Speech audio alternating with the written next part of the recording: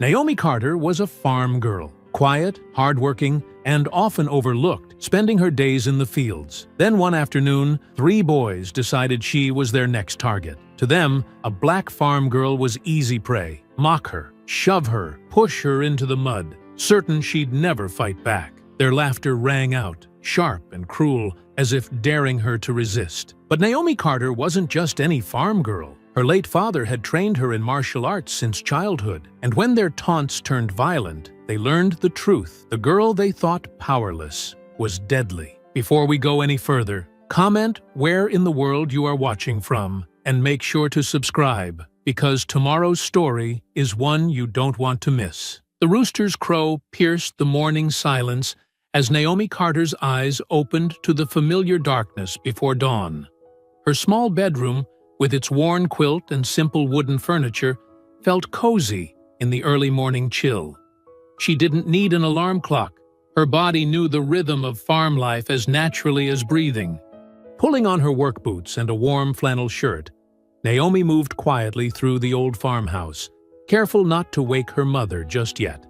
The wooden floorboards creaked softly beneath her feet, a sound that reminded her of countless mornings just like this one. Outside, the air was crisp and clean. Stars still dotted the sky, though a faint glow on the horizon promised the coming sunrise. Naomi's breath made little clouds in the cool air as she made her way to the chicken coop. The hens clucked softly when she entered, already stirring in anticipation of breakfast. "Morning, ladies," Naomi whispered, spreading feed across the ground. She collected warm eggs from the nesting boxes, placing them carefully in her gathering basket. Each morning, routine felt like a meditation. Simple tasks that connected her to the land her family had worked for generations. Moving to the fields, Naomi checked the irrigation lines and adjusted the sprinklers. The soil felt rich and dark between her fingers as she tested its moisture. Their crops weren't fancy, mostly vegetables for the local market, but they were good, honest plants tended with care and knowledge passed down through years of farming. When she heard movement from the house, Naomi knew her mother was up. Angela Carter appeared on the back porch, her gray-streaked hair tied back neatly, wearing her own well-worn work clothes. They exchanged warm smiles as they fell into their familiar morning pattern, working side by side without needing many words. But Naomi had one more morning ritual, one that remained her secret from the outside world. As the sky began to lighten, she slipped into the barn, pulling aside a heavy tarp to reveal the training mats her father had left behind. The worn blue padding still held his scent faintly, a mixture of leather, hay, and the sharp tang of determination. Memories flooded back as Naomi began her warm-up stretches. She could see her father clearly in her mind, tall and strong, demonstrating each move with precision. "Power comes from discipline, not anger," he would say, adjusting her stance with gentle hands. "The strongest oak bends in the wind but never breaks." She moved through her forms with fluid grace, each strike and block perfectly controlled. The barn's morning shadows danced as she practiced, her movements precise and powerful. This was more than exercise. It was connection, remembrance, and preparation all at once. A soft knock on the barn door signaled it was time for breakfast. Naomi quickly covered the mats and wiped her face with a towel. Inside the kitchen, Angela was already setting out plates of eggs and toast. The kitchen was warm and bright, filled with the smell of coffee and the comfort of routine. "You're getting better every day," Angela said quietly, pouring coffee for them both. "Your father would be proud." Naomi nodded, grateful for her mother's understanding. "I remember what he always said about keeping it private." "That's right," Angela agreed, her eyes serious. "These days, people are quick to judge what they don't understand. Your father knew that strength isn't about showing off. It's about knowing when to hold back." They ate together in comfortable silence, the morning sun now fully risen. After cleaning up, they changed into fresh clothes for the market. Naomi helped her mother load crates of vegetables into their old pickup truck. Tomatoes still warm from the vine, crisp lettuce, sweet bell peppers, and more. The produce was arranged carefully in wooden baskets, each item placed to show its best side. These weren't just vegetables. They were the results of their hard work, their connection to the land, their family's pride. Angela checked each basket one final time, making small adjustments with practiced hands. "Ready?" Angela asked, closing the truck's tailgate with a solid thunk. Naomi nodded, climbing into the passenger seat. She had washed the dirt from her hands and changed into clean jeans and a simple blue shirt, but she could still feel the morning's training in her muscles, a secret strength hiding beneath her quiet farmer's daughter exterior. The morning sun beat down on the town square as Naomi and Angela carefully arranged their produce at their usual spot in the farmer's market. Their wooden stand, weathered but sturdy, displayed neat rows of vegetables they'd harvested just hours before. The market buzzed with activity, vendors calling out prices, children running between stalls, and shoppers examining fruits and vegetables with careful eyes. "Good morning, Mrs. Carter," called Mrs. Thompson from the flower stand next door, her smile not quite reaching her eyes. "Beautiful tomatoes today." "Thank you," Angela replied with practiced politeness, adjusting a basket of bell peppers. Naomi noticed how her mother's shoulders tensed slightly, ready for the usual undercurrent of judgment that came with every market day. Other vendors and customers offered similar greetings, cordial nods to Angela, but swift glances past Naomi as if she were invisible. Some didn't bother hiding their sideways looks, whispering behind raised hands. Naomi kept her focus on arranging the produce, letting the prejudice roll off her like water, just as her mother had taught her. The morning crowd moved in its usual patterns until a burst of loud laughter cut through the market's gentle murmur. Naomi's stomach tightened as she recognized the sound. 3 boys in red and white varsity jackets approached their stand, taking up too much space as they swaggered between the market stalls. Derek Holloway led the group, his Letterman jacket pristine despite the summer heat. Kyle Turner and Mason Clark flanked him like eager shadows, matching his stride. They stopped directly in front of the Carter's stand, blocking potential customers from approaching. "Well, look who it is," Derek announced, loud enough to draw attention. The dirt girl in her mama's little veggie shop. His eyes swept over their carefully arranged produce with exaggerated disdain. Naomi felt her mother step closer, their shoulders touching briefly, a silent reminder to stay calm. She kept her eyes down, focusing on a perfectly ripe tomato as she adjusted its position in the basket. "What's wrong, dirt girl?" Kyle taunted, leaning on the table until it creaked. "Too good to look at us? Think you're better than everyone else just 'cause you can grow some vegetables?" Mason snickered, his thin face twisted in a smirk. "Probably thinks she's real special. But we all know what you really are." He drew out the last word with deliberate meaning, making several nearby shoppers shift uncomfortably and look away. "Please, move along, boys," Angela said firmly but quietly. "We're trying to conduct business here."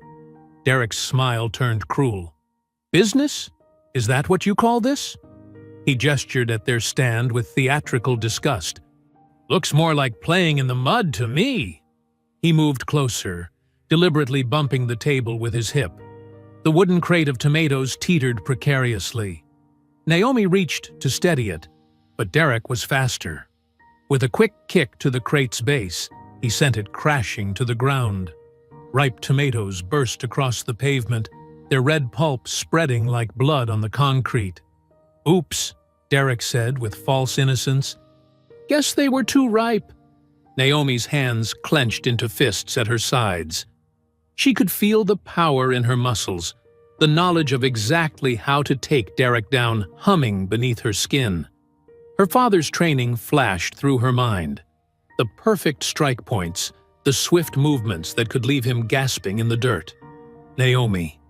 Her mother's voice was barely a whisper, but it carried the weight of years of warnings and wisdom. Mason stepped forward, hawking and spitting deliberately near Naomi's feet.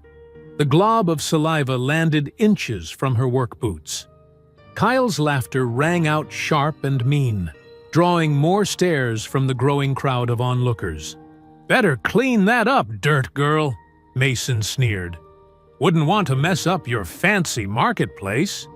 Naomi's breath came in controlled measures as she knelt to begin picking up the ruined tomatoes. Each piece she gathered felt like a hot coal in her hands, her fury building with every second. She could feel her pulse pounding in her temples, could sense the exact distance to Derek's smirking face, could calculate the precise force needed to wipe that smile away forever. The boys continued their laughter, making it echo across the market square as they strutted away. Naomi's hands shook as she picked up another broken tomato, juice running between her fingers like the anger running through her veins. She focused on her breathing, just as her father had taught her during training. In through the nose, out through the mouth. Each breath a choice between peace and violence. Around them, the market slowly returned to its normal rhythm, though people still stole glances at the mess and the quiet dignity with which mother and daughter cleaned it up. The red stains on the pavement would fade, but the humiliation and rage burned bright in Naomi's chest as she gathered the last pieces of their ruined produce. The evening sun cast long shadows across the Carter farm as Naomi and Angela worked side by side in companionable silence. They moved through their usual routine, feeding animals, checking fences, and storing equipment. But the weight of the morning's humiliation hung heavy between them. Every time Naomi closed her eyes, she saw those tomatoes bursting on the concrete, heard the echo of cruel laughter. In the kitchen, they sat down to a simple supper of cornbread and bean soup. The old wooden table, scarred with years of family meals, held memories of happier times when Naomi's father would tell stories that made them laugh until their sides hurt. Now, the quiet was broken only by the soft clink of spoons against bowls. "You showed great restraint today," Angela finally said, her voice gentle but firm. "Your father would be proud."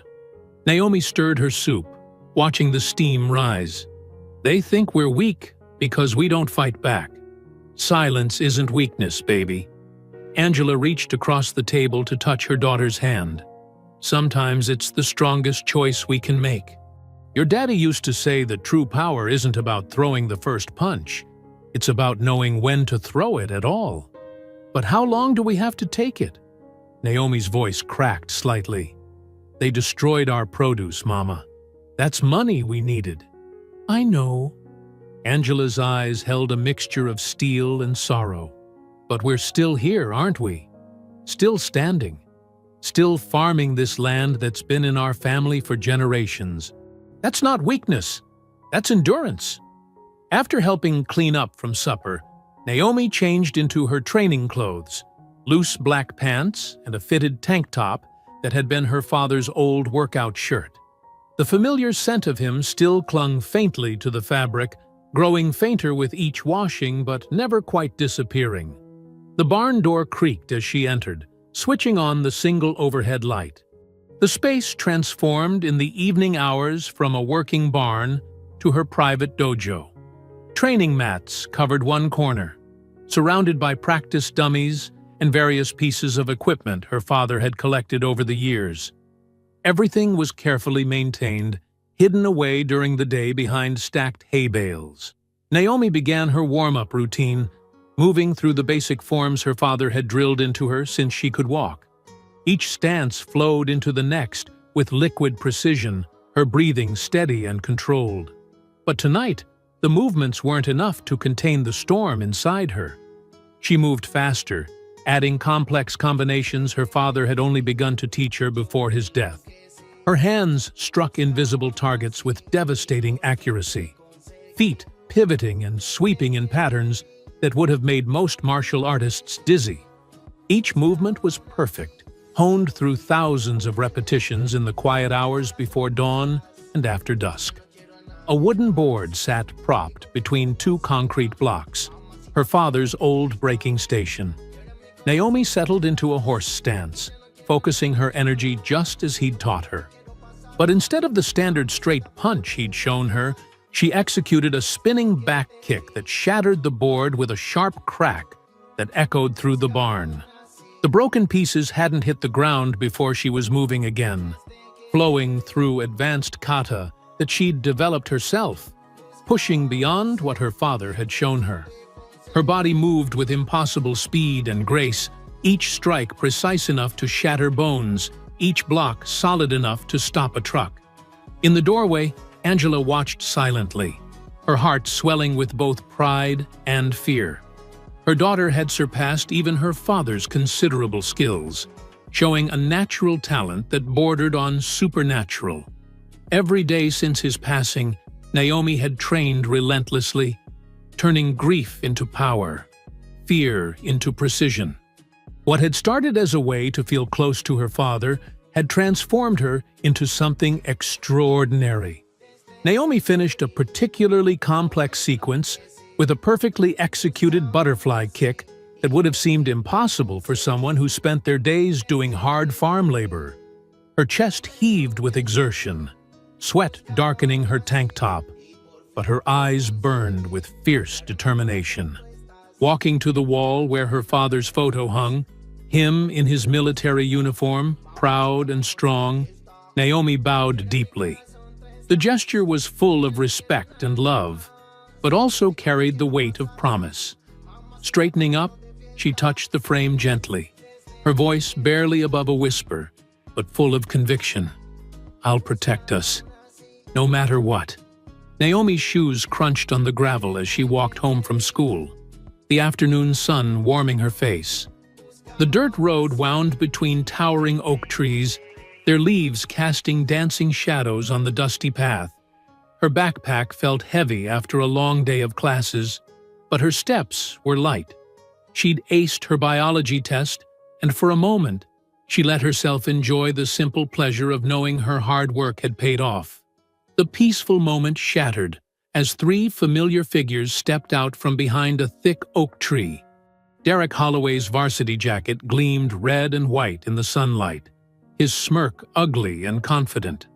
Kyle Turner and Mason Clark flanked him, spreading out to block the narrow road. "Well, look who it is," Derek drawled, his voice dripping with fake sweetness. "The dirty little farm girl who thinks she's too good to say hello at the market." Naomi's grip tightened on her backpack strap. She kept her face neutral, remembering her father's teachings about staying calm in the face of threats. The woods stretched deep on either side of the road, and no other students were in sight. "Move aside," she said quietly, her voice steady despite the anger burning in her chest. Kyle barked out a harsh laugh. "Or what?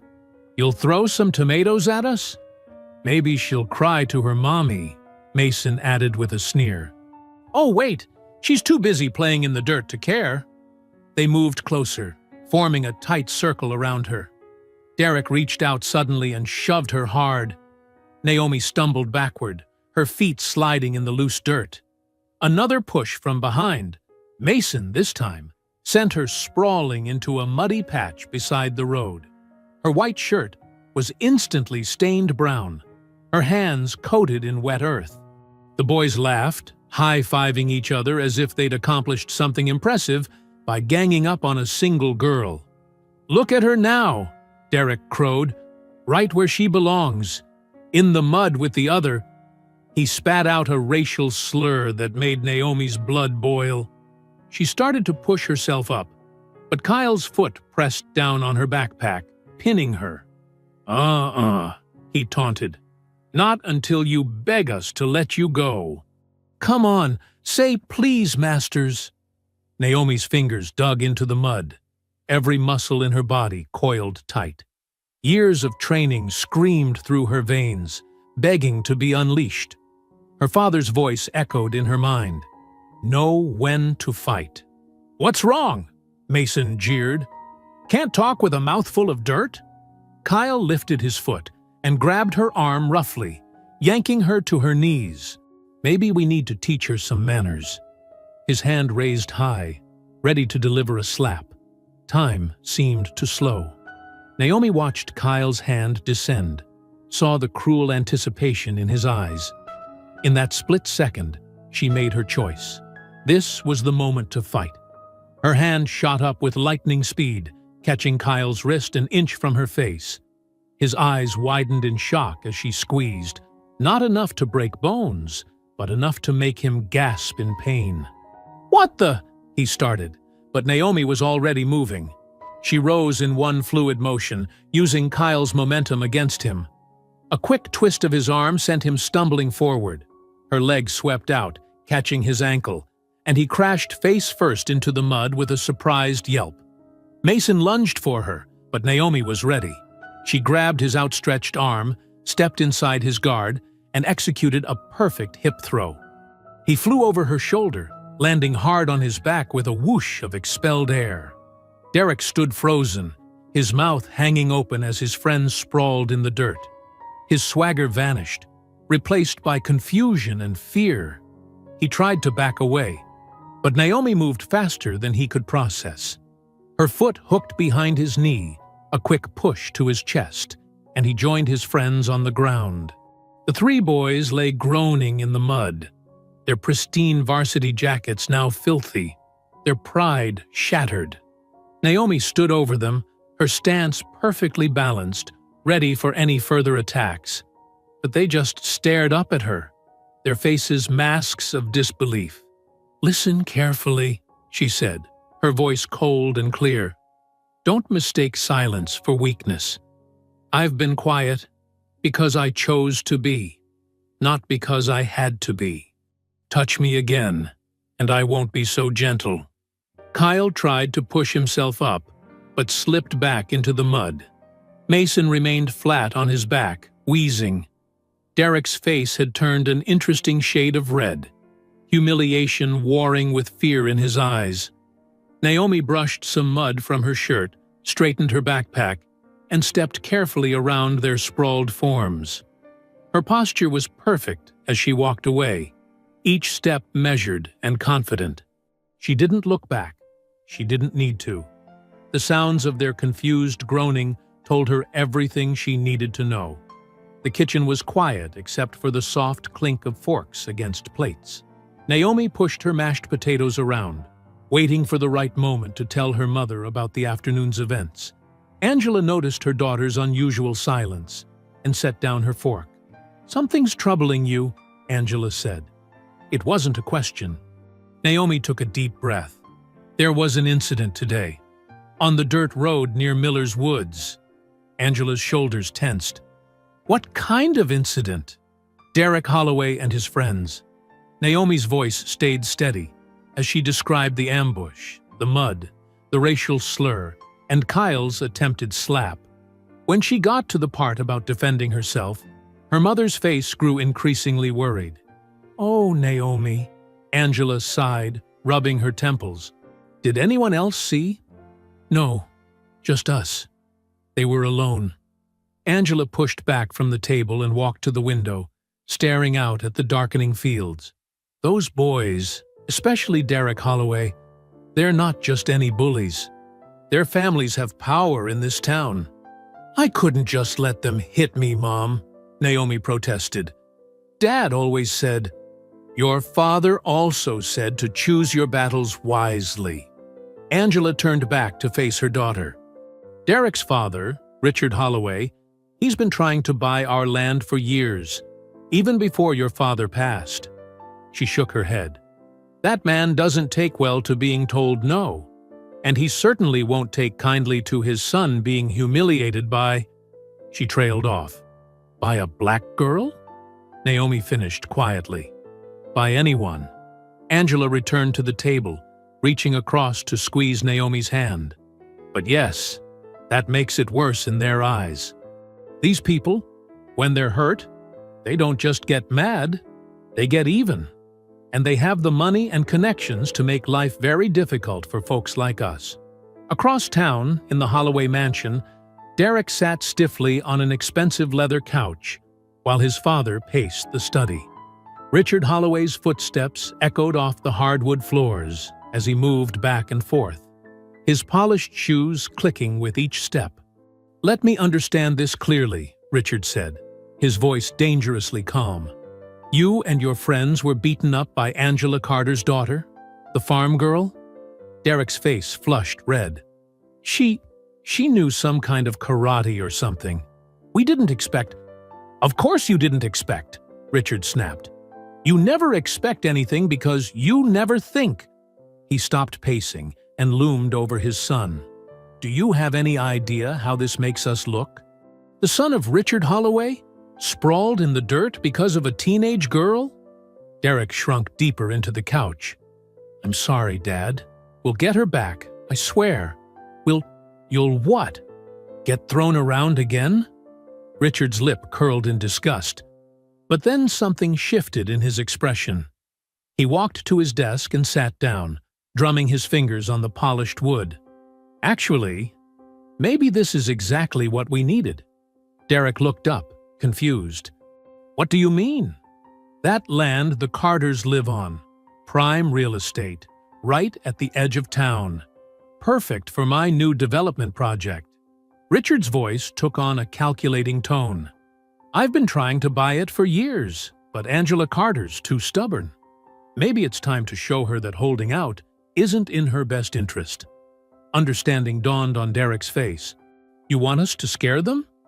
"I want you to make them understand that defiance has consequences."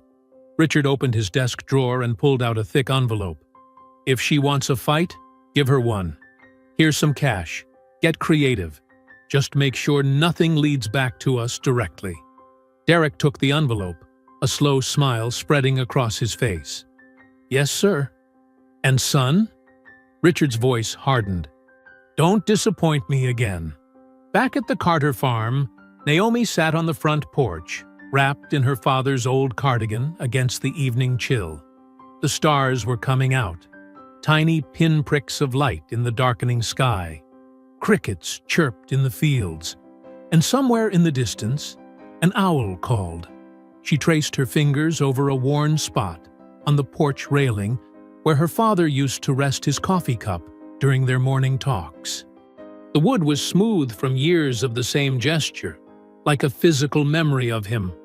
The farm stretched out before her, the barn's solid silhouette, the neat rows of crops, the old oak tree where she'd first learned to punch without hurting her thumb. Every inch of this land held meaning, held history. Her great-grandfather had bought it when most black folks couldn't own property. Her grandmother had preserved it through drought and recession. Her father had modernized it while keeping its soul intact. Now it was up to her and her mother to protect it. The evening breeze carried the scent of fresh-turned earth and approaching rain. Naomi inhaled deeply, letting the familiar smells center her. Her victory today had felt good, right even. But her mother's warnings echoed in her mind, mixing with the memory of Richard Holloway's sleek car cruising past their property, his calculating eyes surveying their fields like he already owned them. The fight at the dirt road suddenly felt small, like the first raindrop before a storm. She'd stood up to schoolyard bullies, but she could feel larger forces gathering, invisible but powerful, like storm clouds on the horizon. The crickets kept chirping, the stars kept shining, and Naomi kept her vigil on the porch, surrounded by the land that 3 generations of Carters had called home. Dawn broke over the Carter farm, painting the sky in soft pinks and oranges. Naomi pulled on her work boots, heading out to check the irrigation system before school. The morning dew soaked her jeans as she walked through the rows of vegetables, but something wasn't right. Water pooled where it shouldn't, creating muddy patches in the carefully tended soil. Following the main irrigation line, she found the problem. Clean cuts marked the black tubing every few feet, water spurting from each gash. These weren't normal wear and tear or animal damage. The cuts were too precise, too intentional. "Mom!" Naomi called out, her voice tight with anger. "Come look at this!" Angela hurried over, still wiping her hands on her apron. She took one look at the damaged pipes, and her face fell. 20 years of farming had taught her to recognize sabotage when she saw it. "Those tubes cost nearly $500, Angela said quietly, kneeling to examine one of the cuts. "And without water, the tomatoes won't last 3 days in this heat." Naomi's hands clenched into fists. It was them. Derek and his friends. "We can't prove that." Angela stood up, brushing dirt from her knees. "And accusations without proof will only make things worse." They worked together in silence, using duct tape for temporary repairs. The tape wouldn't hold for long, but it was all they could afford right now. Each piece Naomi wrapped around the pipes felt like a bandage on a deeper wound.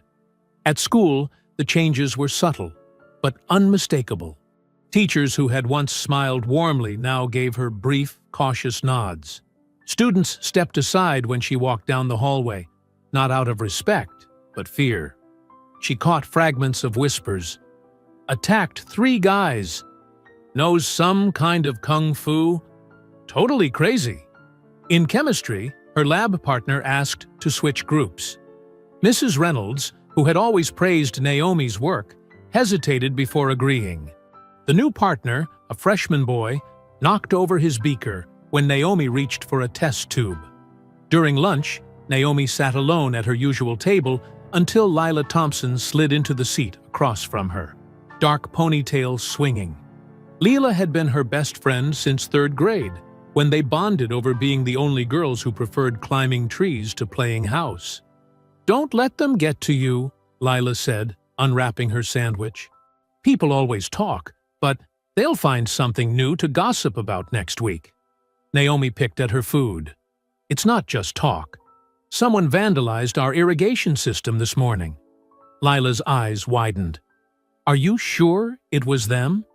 Who else would it be?" Naomi's voice came out sharper than intended, and she immediately regretted it when Lila flinched. "Sorry, I'm just tired." "I get it."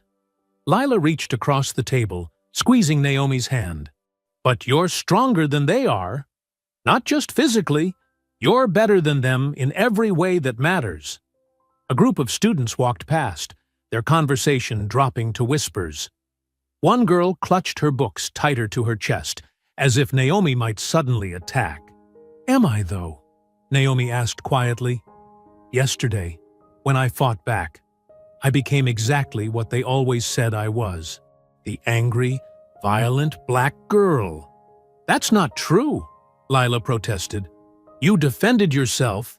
There's nothing wrong with that." But Naomi could see doubt flicker across her friend's face. Even Lila, who knew her better than almost anyone, couldn't quite hide her unease. The rest of the school day dragged on endlessly. In English class, they were discussing To Kill a Mockingbird, and Naomi felt every eye turned to her during discussions of racism and injustice. Her usual thoughtful contributions dried up in her throat. After school, she walked home alone, taking the long way to avoid the dirt road where yesterday's fight had happened. The afternoon sun beat down on her shoulders, as heavy as the stares and whispers she'd endured all day. That night, Naomi lay in bed, unable to sleep. She got up and moved to her window seat, drawing her knees to her chest. The stars stretched across the sky, countless points of light that had witnessed generations of struggle and survival on this land. Her father's voice echoed in her memory. "Fighting isn't about winning or losing. It's about standing up for what's right. But what if standing up only made things worse?" The damaged irrigation system would cost money they didn't have. The whispers at school could hurt her chances at the scholarship she desperately needed.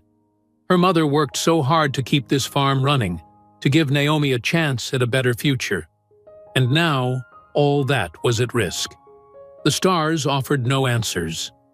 They just kept shining, distant and indifferent, while Naomi wrestled with questions that had no easy solutions. She pressed her forehead against the cool glass, watching her breath fog the window, wondering if her father had ever felt this lost, this uncertain about the price of standing up for himself. The next morning, Naomi stood at the front of Mr. Daniels's history class, her heart pounding but her voice steady as she presented her research on the civil rights movement. She had spent weeks preparing, diving deep into stories of peaceful resistance and the power of standing firm in the face of hatred. The real strength of the movement, she explained, gesturing to the images projected behind her, wasn't just in big marches or famous speeches. It was in everyday people refusing to back down, refusing to accept being treated as less than human. Mr. Daniels leaned forward at his desk, nodding encouragingly. Unlike other teachers who now avoided her eyes, he seemed genuinely interested in what she had to say. Many of these activists were just teenagers, Naomi continued, her confidence growing. They faced fire hoses, police dogs, and angry mobs, but they kept showing up. They kept demanding better. She clicked to her final slide, showing a photo of young protesters being arrested. They knew that standing up for themselves might make things harder in the short term, but they did it anyway, because staying silent meant accepting defeat. When she finished, the class was quiet. A few students shifted uncomfortably in their seats, perhaps seeing parallels they'd rather ignore. But, Mr. Daniels broke into applause, and others slowly joined in. "Excellent work, Miss Carter," he said, standing up. "Your analysis shows remarkable insight, particularly in connecting historical events to modern-day implications." As other students began packing up their books, Mr. Daniels called out, "Naomi, could you stay for a moment?" She approached his desk, wondering if she'd been too pointed in her presentation. But Mr. Daniels was smiling as he pulled out a thick envelope from his drawer. "I've been teaching for 20 years, he said, "and I rarely see students with your level of critical thinking and dedication." He handed her the envelope. "These are application materials for the Mitchell Foundation Scholarship. Full ride to any state university." Naomi's hands trembled slightly as she took the envelope. "Sir, I don't know what to say." "Say you'll apply." He leaned back in his chair, his kind eyes serious. "Your GPA is well above their requirements, and this presentation proves you have the academic skills they're looking for." "But," Naomi glanced down at the glossy pamphlet showing smiling students on a pristine campus. "With everything that's happened—" "Listen," Mr. Daniels lowered his voice. "I know things are difficult right now. Small towns can be resistant to change. But you have gifts that shouldn't be wasted here. This scholarship could be your ticket to something bigger." For the first time, Naomi allowed herself to imagine it. Walking across a college campus, surrounded by people who judged her by her mind, rather than her skin color or background. No more whispers in hallways, no more sabotaged equipment, no more having to hold back who she really was. "The deadline's in 2 months," Mr. Daniels continued. "I'd be happy to write your recommendation letter. You could study history, law, education, anything you want." "What about the farm?" Naomi asked, though her heart was already racing with possibilities. "My mom needs me." "Your mother wants what's best for you," he said gently. "Talk to her about it. And remember, getting an education doesn't mean abandoning your roots. It means growing strong enough to protect them better." Naomi carefully tucked the envelope into her backpack. "Thank you, Mr. Daniels." "Really?" After class, she found Lila waiting in the hallway. Her friend's eyes lit up at Naomi's unusually bright expression. "What happened in there?" Lila asked as they walked toward their lockers. "You're practically glowing." Naomi pulled out the scholarship pamphlet, showing Lila the photos of tree-lined walkways and modern laboratories. "Mr. Daniels thinks I could get a full ride to college." "Naomi!" Lila squealed, drawing curious looks from passing students. "That's amazing! You totally deserve it." They headed out of the school building together, Naomi explaining the scholarship details while Lila asked excited questions about dorm life and college parties. The afternoon sun felt warmer somehow, more promising than threatening. "Just think," Lila said. "In a year we could both be out of here. Me at community college, you at university. But we'll visit each other all the time, right?" "Every weekend," Naomi promised, though they both knew it was an exaggeration. She clutched the pamphlet tighter, allowing herself to embrace the hope it represented. For the first time in days, a genuine smile spread across her face as they walked home together. The scholarship pamphlet in her hand felt like a key, unlocking a door she hadn't dared approach before. Maybe there was a way forward that didn't require either fighting or surrendering, a path that led to something better than just survival. The familiar streets of their small town seemed different now, less like a cage and more like a starting point. Naomi's steps felt lighter, her shoulders straighter, as she walked beside her best friend, both of them dreaming of futures bigger than anyone in this town had imagined for them. Naomi was walking home from school, her mind still full of college dreams, when she heard running footsteps behind her. She turned to see Lila sprinting toward her, face streaked with tears. "Naomi!" Lila gasped, stumbling to a stop. "They've got my backpack, Derek and the others, by the woods path." Her voice broke. "They said they'd wait for you there." Cold anger replaced Naomi's peaceful mood. "Are you hurt?" "They pushed me around, but—" Lila wiped her eyes. "They said worse things would happen if I didn't get you." Naomi's jaw tightened. She handed Lila her own backpack. "Go to my house. Tell my mom what's happening." "No!" Lila grabbed her arm. "They've got weapons, Naomi. I saw them. You can't go alone." "I'll be fine." Naomi squeezed her friend's hand.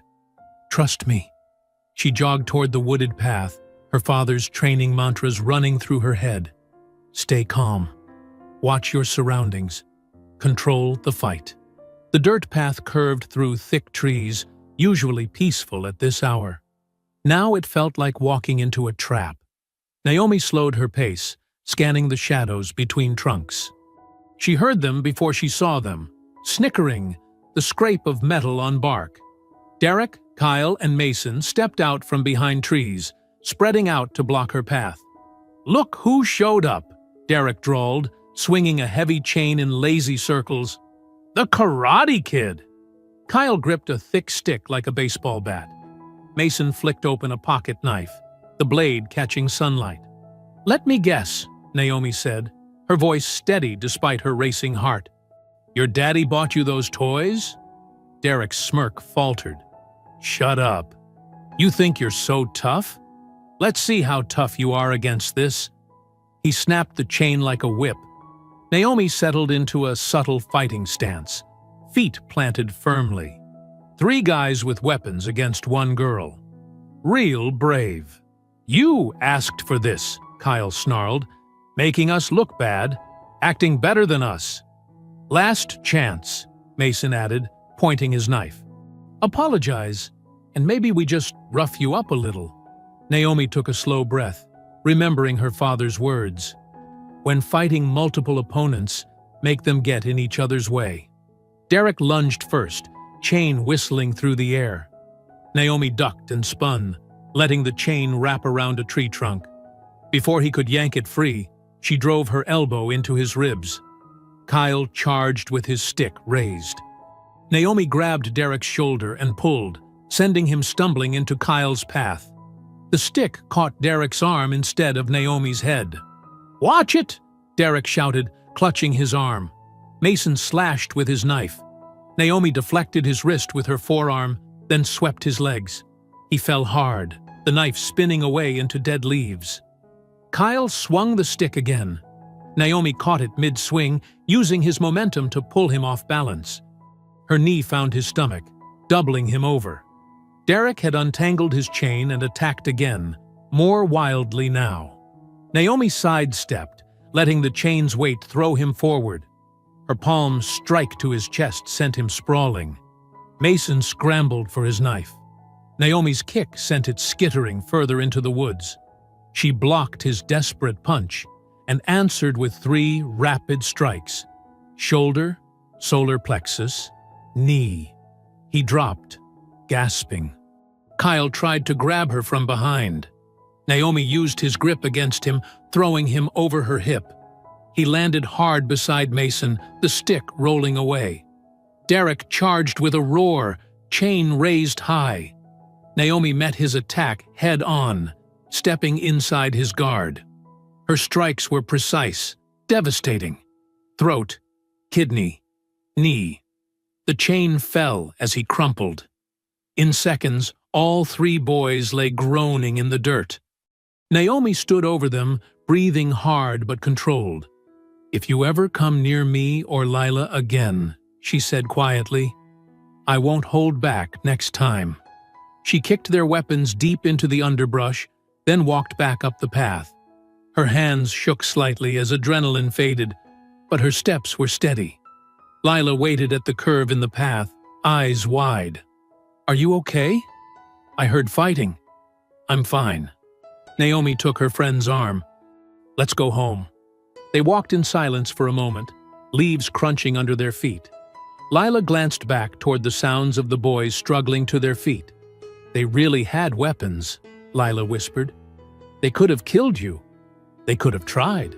Naomi's voice was grim. "But they don't know what real strength is. They think it comes from chains and knives. Where does it really come from?" Naomi thought of her father's lessons, her mother's quiet resilience, Mr. Daniels's encouragement, and Lila's own loyal friendship. "From knowing what you're fighting for," she answered, "and from never backing down when it matters."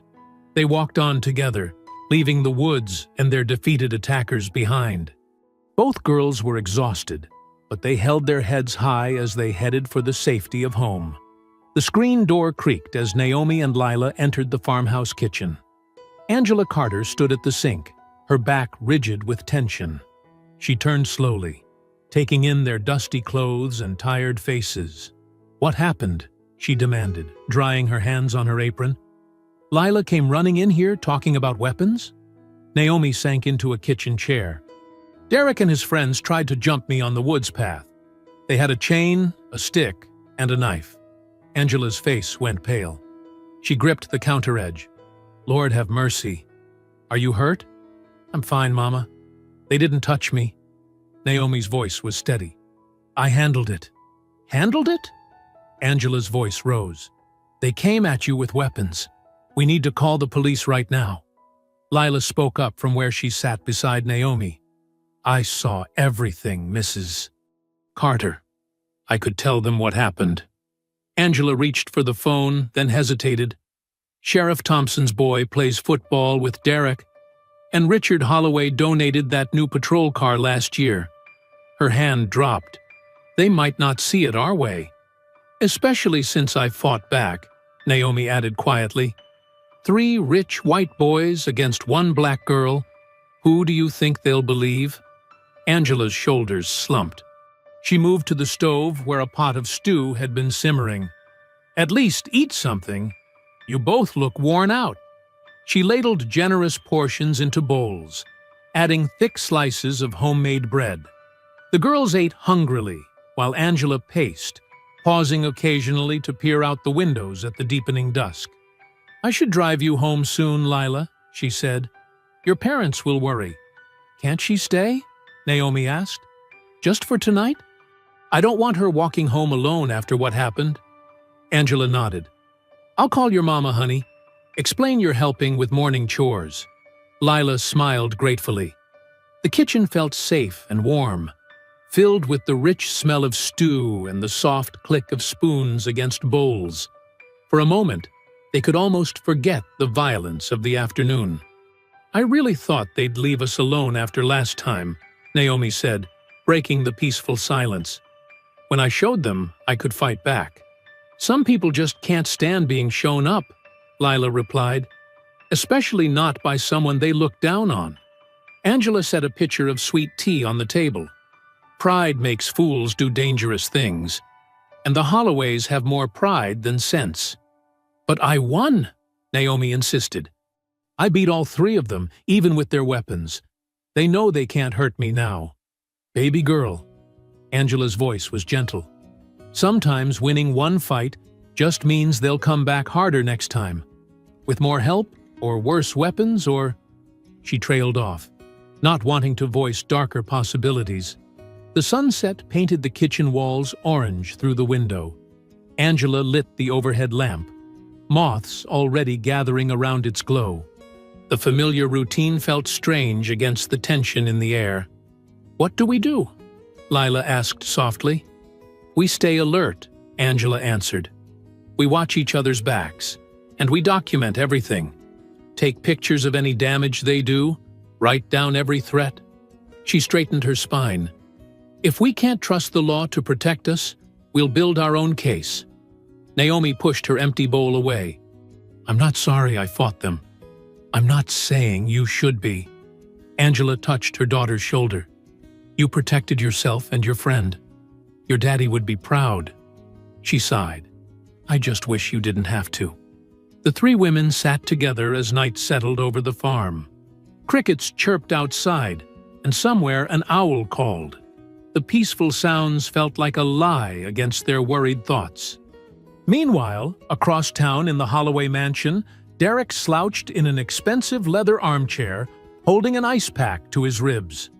His father stood at the study window, a glass of scotch in his manicured hand. "She made us look like idiots," Derek snarled. "Again! With Kyle and Mason right there watching." Richard Holloway didn't turn from the window. "You let a teenage girl overpower three boys with weapons. Idiots might be generous. She knows kung fu or something. What were we supposed to do? Think ahead. Plan better. Use your resources." Richard's voice was cold. "But instead, you let your temper lead you into another embarrassing defeat." Derek shifted, wincing. "So what now? We can't let her get away with this." Richard finally turned, his face hard in the study's dim light. "Don't worry," he said. "By the time I'm done, that girl won't have a farm to defend." The fluorescent lights buzzed overhead as Naomi sat in the hard plastic chair outside Principal Warner's office. Her hands were folded tightly in her lap, fighting to stay still. The secretary kept glancing at her with poorly hidden suspicion. The door opened. "Miss Carter!" Principal Warner's voice was clipped. "Come in." Naomi's heart pounded as she entered the office. Derek, Kyle, and Mason sat in a row of chairs against the wall, their parents hovering behind them protectively. Richard Holloway stood near the window, his expensive suit a stark contrast to the tired school furniture. "Have a seat." Principal Warner gestured to a lone chair facing his desk. Naomi felt the weight of every hostile stare as she sat down. These boys and their parents have filed a serious complaint. Warner shuffled some papers. "They claim you violently attacked Derek, Kyle, and Mason without provocation 2 days ago." "That's not true," Naomi said, her voice steady despite her racing pulse. "They threatened my friend Lila. They had weapons." "Young lady," Richard Holloway cut in smoothly, "3 witnesses say otherwise, and given your previous incidents of violence—" "Previous incidents?" Naomi's confusion showed on her face. Warner cleared his throat. "We have reports of you assaulting these same students on the dirt road last week. And now this attack in the woods." He shook his head. "The school board takes violence very seriously." "They attacked me both times." Naomi's voice rose. "I was defending myself." "A likely story," Mrs. Kyle sneered. "Look at my son's bruises. No girl could do that unless she was the aggressor." Naomi looked desperately at the principal. "Please, I can explain." "I'm sorry, Miss Carter." Warner's tone suggested he wasn't sorry at all. "But, given the severity of these accusations and the consistent witness statements, I have no choice but to suspend you pending further investigation." The room spun. Suspended? But my scholarship application. Should have thought of that before you started picking fights, Derek muttered, smirking.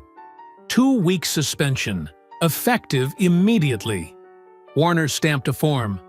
Your mother has been called to pick you up. Naomi walked out in a daze, past the smug faces of her accusers. In the hallway, she found her mother waiting, worry etched on her features. Baby, what happened? Before Naomi could answer, heavy boots echoed on the linoleum. 2 sheriff's deputies approached, their hands resting casually on their belts. Mrs. Carter? The taller deputy spoke. We need to ask your daughter some questions about these assault allegations. Angela stepped between them and Naomi. Not without a lawyer present. Ma'am, we're just following up on a complaint. Then you can follow up through proper channels. Angela's voice was steel. Come on, Naomi. They drove home in tense silence. As they turned onto the farm's dirt road, Naomi noticed unusual movement near the chicken coop. Mama, something's wrong. They found the coop's door hanging open, the lock broken. Inside, scattered feathers told a gruesome story. Several chickens lay dead, their necks twisted. Who would do this? Naomi whispered, though she knew the answer. Angela's face was grim. Same ones who cut our irrigation lines, I expect. She touched a dead hen gently. These were our best layers. They spent the next hour burying the chickens. As they worked, Naomi's phone buzzed with text messages from Lila. Everyone at school's talking about your suspension. They're saying you're dangerous. The scholarship committee heard about it. Naomi's hands shook as she read. Everything was falling apart. Her chance at college, her reputation, her family's livelihood, all crumbling because she dared to defend herself. She looked around their small farm, really seeing how vulnerable it was. The old fence that couldn't keep determined intruders out. The equipment they couldn't afford to replace if it was damaged again. The remaining chickens that might be next. Inside the house, she found the scholarship application on her desk, half completed. The words blurred as tears filled her eyes. Distinguished academic record seemed meaningless now. Who would believe in her potential when everyone thought she was just a violent troublemaker? The sun was setting when Angela found her daughter curled up on her bed, shoulders shaking with silent sobs. Naomi clutched her father's old photo to her chest. I thought I was doing the right thing, she choked out. Standing up to them like Daddy taught me. But I've ruined everything. Angela stood in the doorway, her own heart breaking as she watched her daughter's dreams shatter. What have I done? Naomi whispered, her voice small and lost. What have I done? Her mother could only watch helplessly, unable to shield her child from this pain, unable to fight the system that was crushing them both. The last rays of sunlight faded, leaving them in growing darkness. Morning sunlight crept through the kitchen windows, casting long shadows across the worn wooden table. Naomi sat motionless, staring at the untouched plate of eggs and toast before her. Dark circles under her eyes betrayed a sleepless night. Angela moved quietly around the kitchen, the familiar sounds of dishes clinking and coffee brewing doing nothing to lift the heavy silence.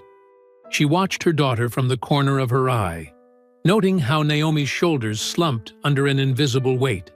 You need to eat something, Angela said softly, sliding into the chair across from her daughter. When Naomi didn't respond, she reached across and gently touched her hand. Your father always said an empty stomach makes for clouded thinking. Naomi pulled her hand away, wrapping her arms around herself. What's the point? They've already won. The suspension, the sheriff, the farm. Her voice cracked. Everything Daddy worked for is falling apart, and it's my fault. Angela stood abruptly, her chair scraping against the floor. She walked to the living room and returned with a worn leather box. Opening it, she pulled out a faded photograph of her late husband in his military uniform. standing proud and tall. "Your father didn't teach you martial arts so you could win applause," Angela said, placing the photo on the table between them. "He taught you to protect what matters." Naomi traced her father's face with her finger. "But I failed at that too." "The chickens are not your failure," Angela cut in firmly. "That's on the cowards who sneak around in the dark." She leaned forward, her voice intense. "Your daddy knew what it meant to be strong in a world that wanted him weak. He didn't fight for glory. He fought to protect his family, his dignity, his piece of earth." The morning light caught the silver chain around Angela's neck. Her wedding ring hung there, too precious to risk wearing while working the farm. "When we bought this land, people said we didn't belong here, said we wouldn't last a season." A small smile crossed her face. "Your father just kept working, kept building, kept proving them wrong with every harvest." Naomi looked up, really seeing her mother's face. The quiet determination there, the years of standing tall against prejudice and hardship. "How did you both do it? Keep going when everything was against you?" "We had something worth fighting for." Angela reached across the table and took Naomi's hand again. This time, her daughter didn't pull away. "And so do you. This isn't just about those boys anymore, or even the suspension. This is about our home, our legacy." Something shifted in Naomi's eyes. She glanced out the window at their fields, the morning dew still clinging to the crops they'd planted together.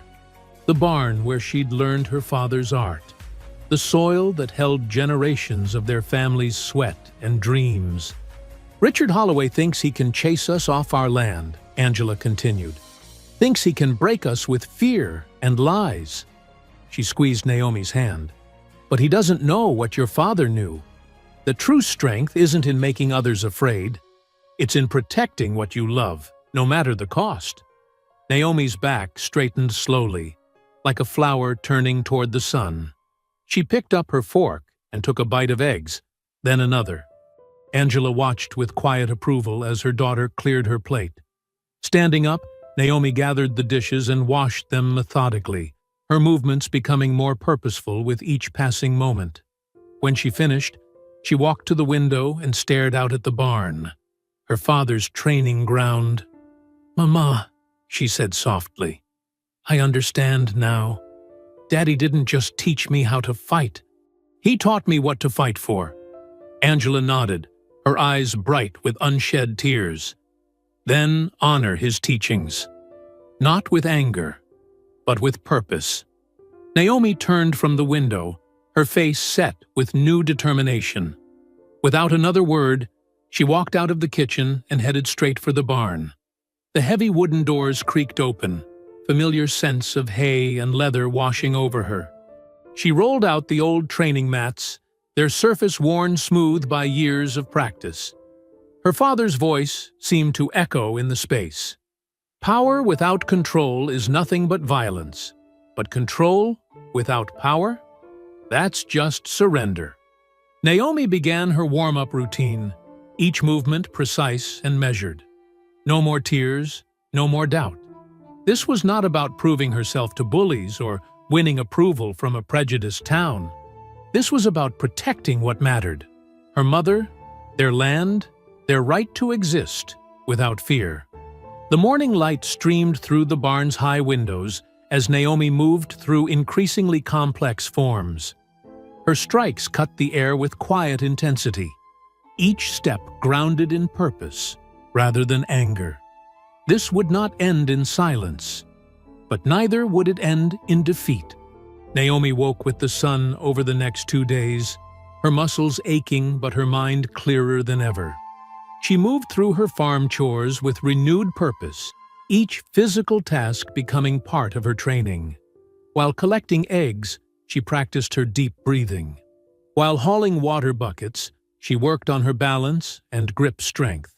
In the barn between tasks, she drilled her techniques relentlessly. The old punching bag swayed as she delivered precise combinations: jab, cross, hook, each strike flowing into the next. Her father's voice guided her movements. Power comes from the ground up. Root yourself like an oak tree. She practiced throws using a heavy burlap sack filled with straw, perfecting the way her hips turned, how her hands gripped and pulled. Every movement had to become instinct, muscle memory she could call upon without thinking. When the sack split open, she stitched it closed and started again. Angela watched from the farmhouse as Naomi moved through her forms in the yard, her shadow stretching long across the grass. She noticed how her daughter's movements had changed. Less flash, more substance. Each stance was solid, each strike efficient. This wasn't about showing off anymore. This was preparation. At the general store in town, whispers followed Angela as she bought supplies. She caught fragments of conversations that stopped when people noticed her. Did you hear about the Carter girl? Took down 3 boys twice her size. Maybe those Holloway boys aren't as tough as they think.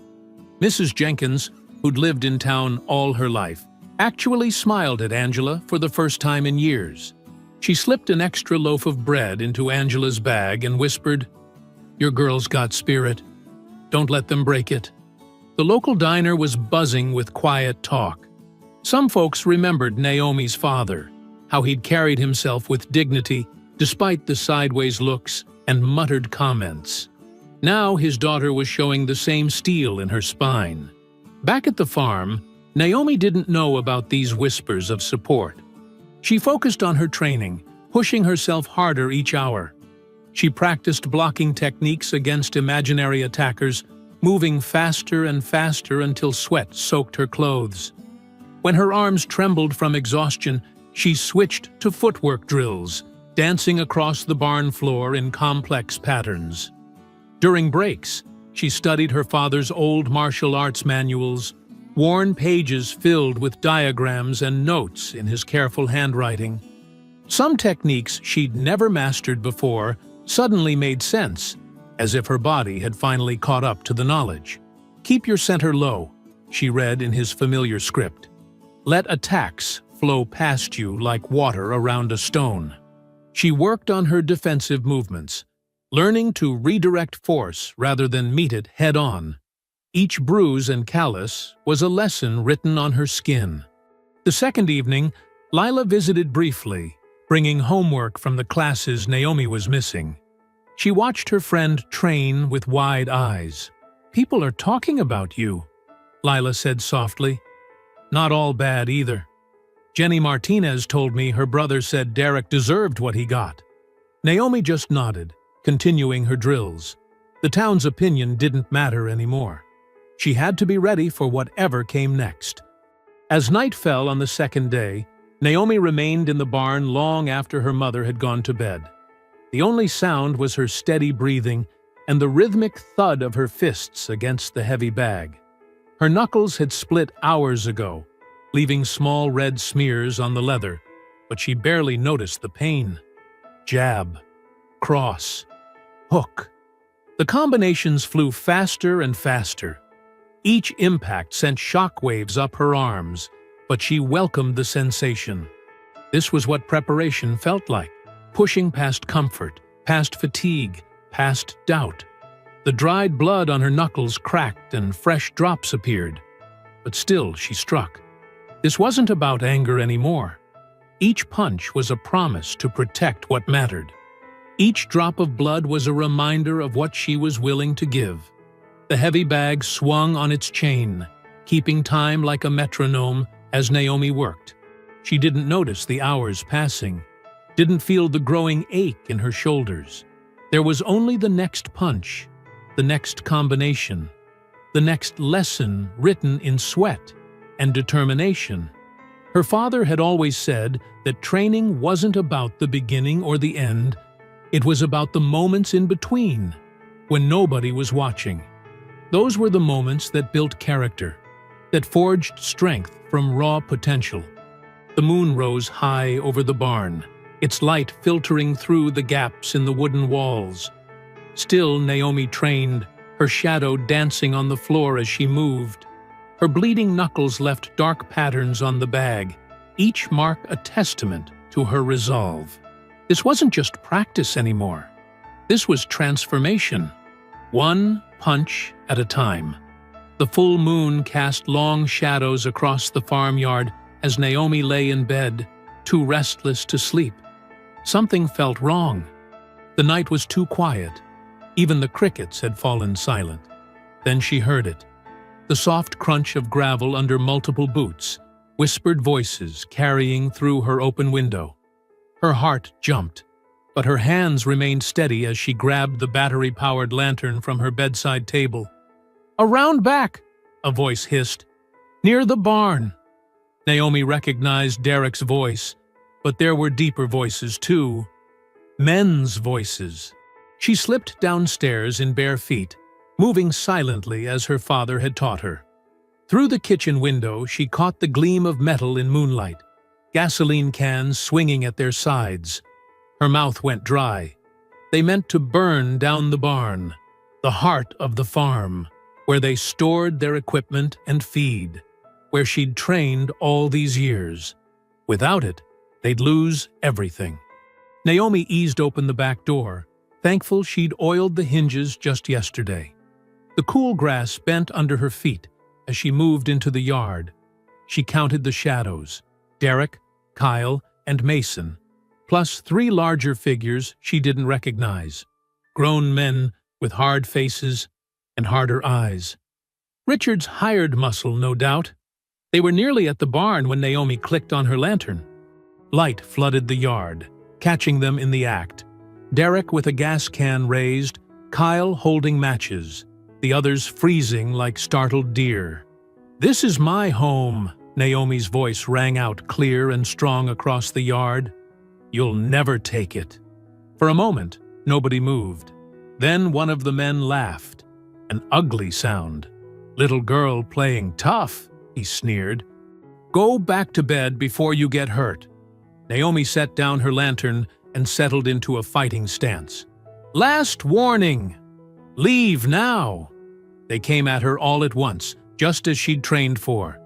The first man rushed straight in, telegraphing a wild punch.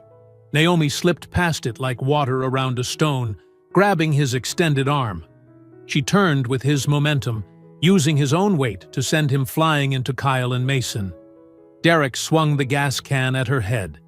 She ducked and swept his legs, the can clattering away as he hit the dirt. The second man tried to grab her from behind, but Naomi was already moving. She drove an elbow into his solar plexus, then hooked her ankle behind his knee. He went down hard. The third man had a knife. Moonlight glinted off the blade as he slashed at her. Naomi weaved back, letting the attack cut empty air. When he lunged again, she caught his wrist and twisted, using the Aikido move she'd practiced countless times. The knife fell from nerveless fingers as she turned his arm into a lever, driving him face first into the ground.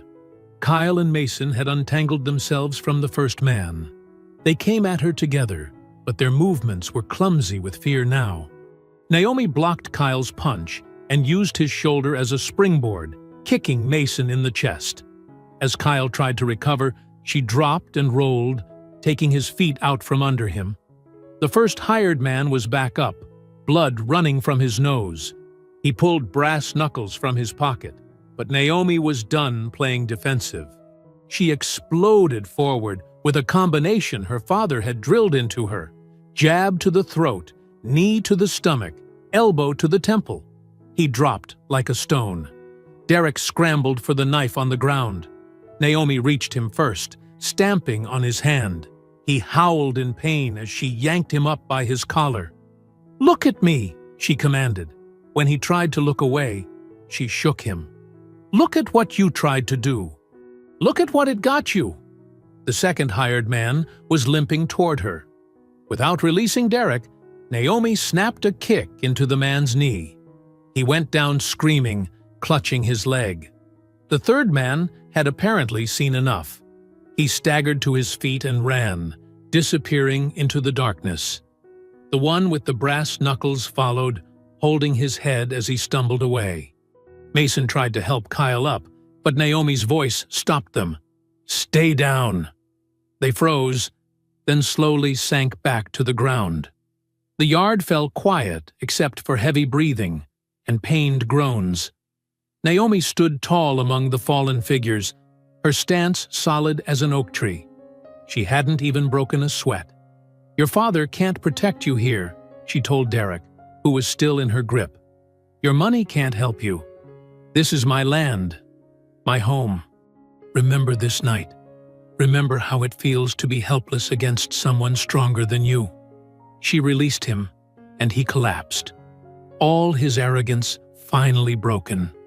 Kyle and Mason stared at their fallen leader, their own confidence shattered. The moon continued its arc across the sky, illuminating the aftermath. 6 attackers had come to burn down her barn. Now they lay scattered and beaten, their plan in ruins, their pride destroyed. Naomi retrieved her lantern, its light catching the tears on Derek's face as he curled into himself, finally understanding what true strength looked like. Dawn was breaking when Angela Carter stepped onto the porch, phone in hand. She surveyed the aftermath of the night's violence, scattered gasoline cans, patches of torn grass, and dark stains in the dirt that might have been blood. "I'm calling Sheriff Matthews," she announced, her voice firm. "This has gone far enough." Naomi nodded, pulling out her own phone. "Wait, Mom. There's something you need to hear first." She pressed play. Derek's voice filled the morning air, bragging to his friends. "Dad says once we scare them enough, they'll have to sell. That farm's gonna be worth millions once he develops it." Another recording started. This time it was Richard Holloway's cold, calculated tones. "Break whatever you have to break. Kill their livestock if you need to. I want those women off that land, and I don't care how it happens." Angela's eyes widened. "When did you—" "I started recording everything after the suspension," Naomi explained. "Every threat, every conversation. I knew they'd try something big eventually. I just didn't know it would be this." Angela squeezed her daughter's shoulder, pride mixing with concern on her face. "Make the call," Naomi said.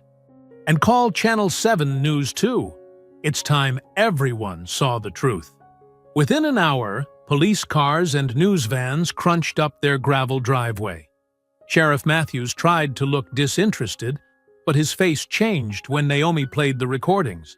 His deputy was already taking photos of the gasoline cans and the signs of struggle. "These men," Naomi pointed to the hired muscle who had fled, "they work for Richard Holloway. They came with Derek and his friends to burn down our barn." The sheriff's comfortable relationship with the Holloways wrestled visibly with his duty to the law. But with reporters watching and evidence mounting, he had no choice. Deputies were dispatched to the Holloway estate. News crews set up their cameras as more evidence emerged. Lila arrived, still in her pajamas, ready to testify about the attack in the woods. Other students came forward too, sharing cell phone videos of Derek's bullying and harassment. By mid-morning, Richard Holloway was being led out of his mansion in handcuffs, his face twisted with rage. Derek, Kyle, and Mason were taken to the police station for questioning, their parents trailing behind, looking shell-shocked. The school superintendent called Angela personally, apologizing for Naomi's suspension. "It will be removed from her record immediately," she promised. "And the boys will face expulsion hearings this week." Reporters gathered on the farmhouse porch, microphones ready. Naomi stood before them, her mother at her side. The morning sun caught her face, highlighting the quiet strength there. No longer hidden, no longer denied. "I defended my home," she stated clearly into the cameras. "I defended my family's land against people who thought their money and influence put them above the law. They thought we would stay quiet. They thought we would give up." She gestured to the fields around them, the land her father had worked, the soil she had tended every morning of her life. "This farm isn't just property to us. It's our heritage, our home." and I will always protect it." Questions flew from the reporters about the martial arts, about the recordings, about years of harassment. Naomi answered each one with calm dignity, her voice steady and sure. "My father taught me that strength isn't about domination," she explained. "It's about standing firm when others try to break you. It's about protecting what matters, not destroying what others have built." The cameras captured every word as Naomi finally stepped fully into the light, no longer the quiet farm girl others had dismissed.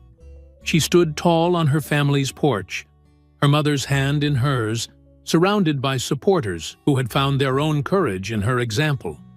Local live coverage cut to footage of Richard Holloway's arrest, then back to the Carter farm. The reporters pressed closer, hungry for more details about the night's dramatic events. But Naomi had said what needed saying. She had shown who she truly was, not through words, but through actions. Standing there in the morning light, she was exactly who her father had raised her to be: a protector, a warrior, and above all, a Carter, rooted deep in the land that would now remain their own. The autumn chill hung in the morning air as Naomi walked through the high school doors, her backpack slung over one shoulder. The hallways felt different now, no longer a gauntlet to be navigated, but just corridors lined with lockers and morning drowsy students. Faces turned as she passed. Some nodded respectfully, others quickly looked away. The fear and scorn that had followed her for years had transformed into something else, a mix of admiration and cautious awareness. They all knew now what she was capable of, but they'd also seen her restraint, her dignity in victory. Lila met her at her locker, grinning broadly. "Welcome back, officially," she said, hugging Naomi tight. "The place wasn't the same without you." "Thanks," Naomi replied, returning the hug. "It feels strange, being back like this." Mr. Daniels approached them, a folder in his hand. "Ms. Carter, do you have a moment?" He held out the folder. "Your scholarship application has been fast-tracked. The review board was quite impressed with your academic record, and given recent events," he smiled, "well, let's just say they're very interested in having you as part of their program." Naomi took the folder, her hands steady, but her heart racing. Inside were forms, recommendations, and a letter promising a full ride to the State University's agricultural science program. Her dream of higher education, once threatened by false accusations, was now within reach. In class, she noticed the empty seats where Derek and his friends had once sat. Their expulsion hearings had been quick and decisive, backed by overwhelming evidence. Kyle had actually apologized, breaking down in tears during his testimony about Richard Holloway's manipulation. Mason and Derek remained defiant, but it didn't matter anymore. Their power was gone. At lunch, Naomi sat with Lila in the cafeteria, no longer relegated to the corner table. Other students drifted over, hesitantly at first, then with growing confidence. They asked about the farm, about her training, about her plans for college. She answered honestly but modestly, remembering her father's teachings about humility. After school, Naomi drove home along the familiar dirt roads. The family truck bumped over potholes she knew by heart, past fields preparing for winter. The afternoon sun caught the metal of new no trespassing signs, legal protection for their land, courtesy of the district attorney's office. The farmhouse came into view, strong and steady as ever. The barn's red paint was fresh, a gift from neighbors who'd finally found the courage to show their support. Even the old windmill creaked with renewed purpose, as if the whole property knew it was truly safe at last. Angela was in the kitchen, sorting through mail. "How was school?" she asked as Naomi entered. "Different," Naomi replied, setting down her backpack. "Better." She pulled out the scholarship folder. "Mr. Daniels gave me this." Her mother read through the papers, tears welling in her eyes. "Your father would be so proud," she whispered. "Not just of this," she waved the scholarship letter, "but of how you handled everything. You protected our home without losing yourself." They shared a quiet dinner, discussing plans for the farm's future. With Richard Holloway facing charges for conspiracy and property destruction, his development schemes had crumbled. The Carter land would stay agricultural, protected by new legal covenants that Angela had insisted on as part of the settlement. "We should expand the vegetable plots in spring," Naomi suggested, helping with the dishes. "Maybe add that greenhouse we talked about." "One step at a time," Angela smiled. "But yes, we can build now. Plan for the future, without looking over our shoulders." Later, Naomi walked the property's perimeter, touching the familiar fences, checking the repaired equipment. The evening air carried the scent of autumn leaves and distant wood smoke. Crickets chirped their evening symphony as stars began to peek through the darkening sky. She thought about Richard Holloway, sitting in jail awaiting trial. His influence had evaporated once people saw him for what he was. The sheriff's department had launched an internal investigation into their own conduct, and the school board had implemented new anti-bullying policies. Change had come to their small town, slow but steady as the seasons. Not through violence or revenge, but through truth exposed and justice served. Naomi had shown them all that strength could exist alongside mercy, that fighting back didn't mean destroying others. In the growing dark, she practiced her forms, kicks, strikes, and blocks flowing together in the patterns her father had taught her. Each movement was a reminder of his wisdom, each stance grounded in the earth he had loved.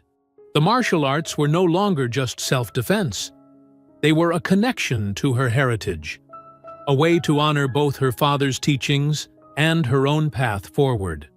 Dawn was just breaking when Naomi stepped into the barnyard the next morning. Mist clung to the grass as she began her training routine, her movements precise and powerful. She flowed through the familiar patterns, adding new variations she had developed during those long nights of preparation. Angela watched from the porch, coffee cup in hand, pride evident in her gentle smile. Her daughter moved like morning light across their fields, graceful yet unstoppable, peaceful yet powerful. In every gesture was the promise of protection. In every stance, the certainty of someone who knew exactly who she was and what she stood for. I hope you enjoyed that story. Please like the video and subscribe so that you do not miss out on the next one. In the meantime, I have handpicked 2 stories for you that I think you will enjoy. Have a great day.